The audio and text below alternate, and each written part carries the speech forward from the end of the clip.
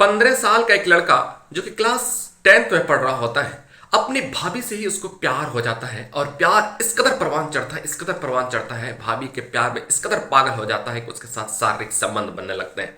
अब जब जब भी मौका मिलता था तब तब भाभी के साथ शारीरिक संबंध बनाता था, तब तब रंगरेलियां बनाता था। अब वो भाभी को अपनी धर्म पत्नी के रूप में देखना चाहता था।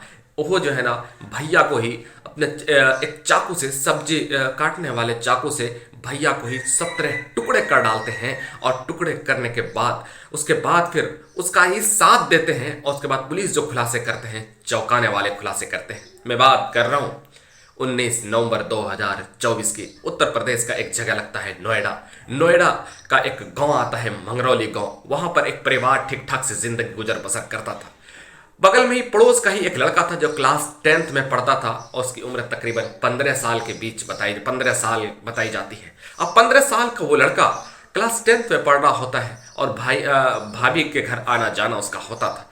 अब भाभी के आने जाने के क्रम में ही भाभी से प्यार हो जाता है, भाभी को दिल दे बैठता है और भाभी के साथ शारीरिक संबंध बन जाता है।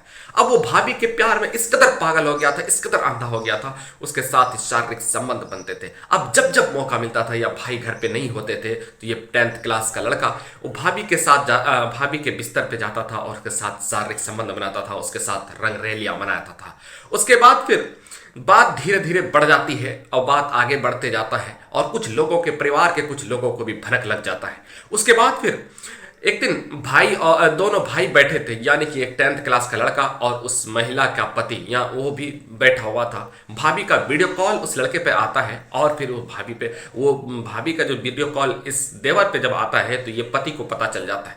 उसके बाद वो भाई उसका बहुत गुस्सा करते हैं, अपने पत्नी पर बहुत गुस्सा करते हैं। इस बात में दोनों भाई को लेकर के दोनों भाई ही आपस में लड़ बैठते हैं और फिर चाकू से ही भाई को मार डालते हैं और छत से धक्का दे देते हैं। और धक्का जब देते हैं तो पत्थर पर उसका सर लग जाता है और फिर लहूलुहान हो जाते हैं। नीचे उतरते हैं छोटा भाई, जब नीचे उतरते हैं तो फिर जो है ना उसको टुकड़े टुकड़े 17 टुकड़े कर डालते हैं। उसके बाद फिर वहां से वो फरार हो जाते हैं, निकल जाते हैं, अपने घर चले जाते हैं। और उसके बाद फिर पुलिस को सूचना होती है, पुलिस मौके पर पहुंचते हैं। जब पुलिस मौके पर पहुंचते हैं तो पुलिस को प्रथम दृष्टया गिरने से मौत लग रही थी। उसके बाद फिर जो है ना पुलिस आसपास के लोगों से पूछताछ करते हैं तो कोई सुराग उसको पता नहीं चल पाता है कि आखिर हुआ क्या है।